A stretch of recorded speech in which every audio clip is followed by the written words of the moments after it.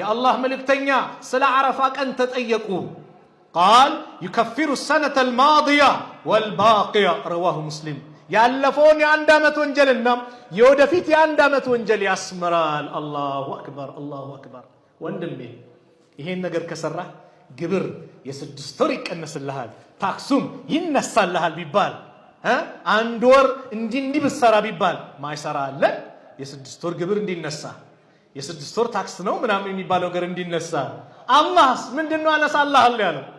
ያለፈውን የአንድ አመት ወንጀል የወደፊቱን የአንድ አመት ወንጀል እምርልሃለሁ በምን አንድ ቀን ጾመህ አለ ያ አላህ መቼ የውሙ አረፋ 9ኛው ቀን አላህ እድል እንዴት እንደሚያመጣያችሁ እንዴት አዛኝ እንደሆነ እንዳያያችሁ ሱብሃንአላህ ያን ቀን አረፋ ላይ ላሉ ሰዎች አረፋ ላይስ ሐጅ ላይ ያሉ ሰዎችስ ድካም ላይ ናቸው ስለዚህ ኢባዳ ላይ ናቸው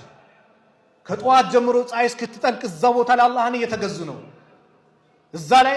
ጾም አይደለም አፍጥረው ኢባማ በማድረግ ለምን ነብዩ ሰለላሁ ዐለይሂ ወሰለም የውሙ አረፋ ላይ ግመል ላይ ሆነው ወተት እየጠጡ አሳዩ እንዳልጾሙ ለማሳየት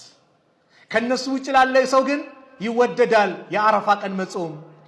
ለምን ወንጀል ያስምራል ዱዓው በላጭ ነው ተብሏል በዛ ቀን እጅን አንሳ ስንት ክራውድ ይገባ ጭንቀት ውስጥ ይገባ ልጅ ፈልገ ያጣ ትዳር ፈልገ ያልተሳካለ ነገሮች ያልተመቻቹልህ እነዚህ 10 ቀናት በኢባዳ አሳልፍ ያንን ቀን ደግሞ ያ ረብ በል ለምን በጣም የሚያፍር ጌታ ስላለ ማን አላህ በምንድነው የሚያፍረው ባሪያዎቹ ጠይቀውት በባዶ መመለስ ያፍራል አሉ ነብዩ ሰለላሁ ዐለይሂ ወሰለም